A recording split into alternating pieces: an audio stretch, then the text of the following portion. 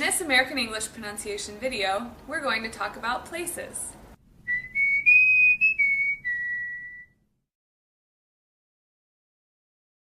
In this video, we're talking about trips we've taken recently. Notice how we use phrases like for work, for fun, for school when talking about a trip. For is one of those words that's often reduced to for. You'll also hear several idioms. So Annie is our dear friend visiting from Denver. Denver. Now my voice went up, Denver, because I was making a pause but not done with my thought. But normally that word will be said Denver. Stress is on the first syllable, and the ER ending, unstressed, as always must be very short. Ver. Denver. Now, where were you before you came here? I was in Boston. Boston, another two-syllable city name with stress on the first syllable. So the second syllable, unstressed, must be short to contrast the length and shape of the first syllable. Boston. Now, where were you before you came here? I was in Boston. For work? Yes, indeed. There was a minor hiccup with a situation with a badge where I was not allowed access. Wait, hold on. I love your use of the word hiccup here. Now, can you explain it? What do you mean by hiccup? There was a situation which was not ideal. It was a bump in the road. Bump in the road. Now that's also an idiom. Could you explain that? It was really what I would call a hurdle that I had to jump. Hurdle. We're laughing because sometimes it's hard to explain an idiom without using another idiom. A hiccup, a bump in the road, a hurdle to jump. So a hiccup or a bump in the road is something that comes up that was not planned. So during her new job orientation, there was a hiccup. A hurdle to jump, meaning there were some unforeseen difficulties that she had to deal with. Listen again to this string of idioms. There was a minor hiccup with a situation with a badge where I was not allowed access. What do you mean by hiccup? There was a situation which was not ideal. It was a bump in the road. Bump in the road. Now that's also an idiom. Could you explain that? It was really what I would call a hurdle that I had to jump. Hurdle. And you had this little hiccup in your new job orientation.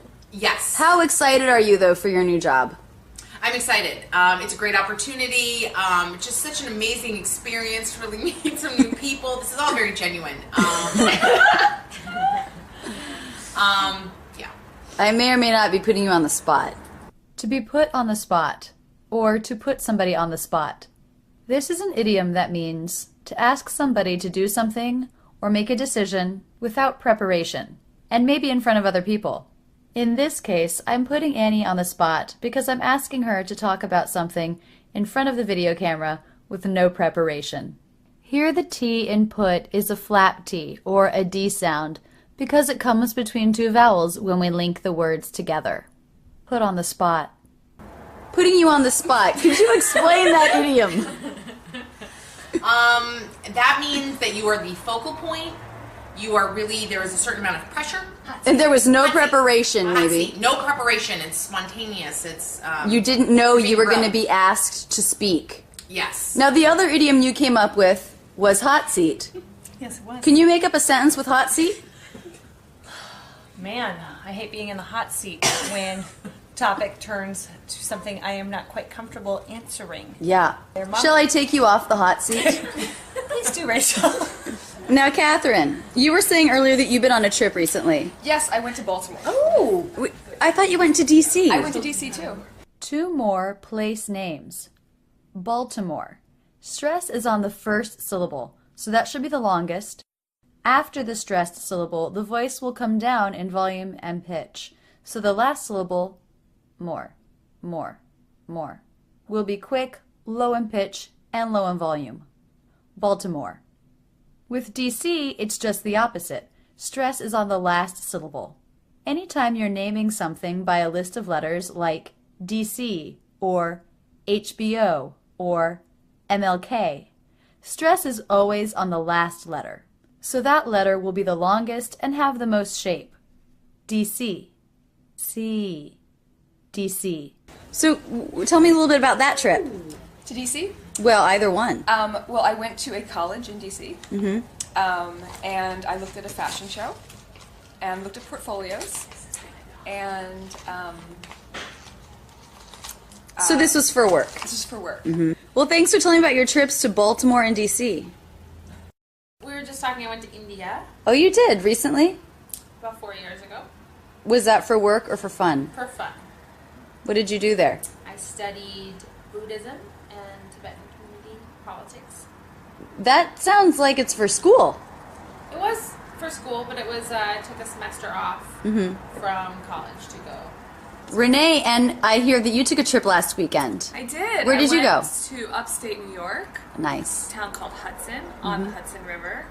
It was actually, are you interested in why it was founded? Yes.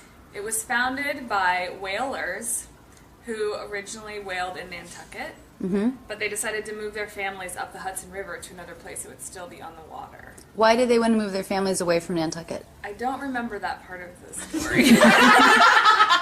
Sarah, where were you last weekend? I went to visit my sister's family in Virginia. Virginia. It's a fun state name. It's a great state. Where did you go? I went to Florida. Florida. Is that where you're from? It is where I'm from. That's where I'm from. No, but you're from further north. I know. I'm from further south. What did you do there? Spent time with my family at my parents' house. Went in the pool. I went to the beach a bit. Walked at sunset. And that's about it. That sounds lovely. Guys, thank you everybody for telling me about the places that you've recently been. We Absolutely. are so happy to share. Really appreciate it. Catherine, Yes. if you were going to work on your American English pronunciation, let's say you already know some of the concepts, you've seen some videos, but you want to really work it to get it into your habit, what would you do to do that? I would take the Rachel's English video class.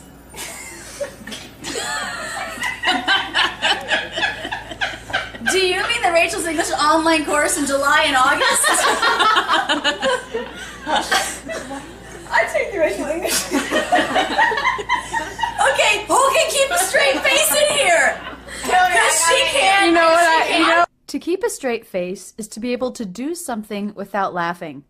Something my friends clearly have a difficult time doing, which is why we have so much fun together. Take 2. Catherine, Yes. if you felt like you wanted to work on your American English pronunciation this summer, what would you do? I would take the Rachel's English course in July and August. That sounds like a very smart woman. If you didn't know, I am giving an online course in July and August of 2012. Check out my website for more details. That's it, and thanks so much for using Rachel's English. Don't stop there. Have fun with my real-life English videos, or get more comfortable with the IPA in this playlist. Learn about the online courses I offer, or check out my latest video.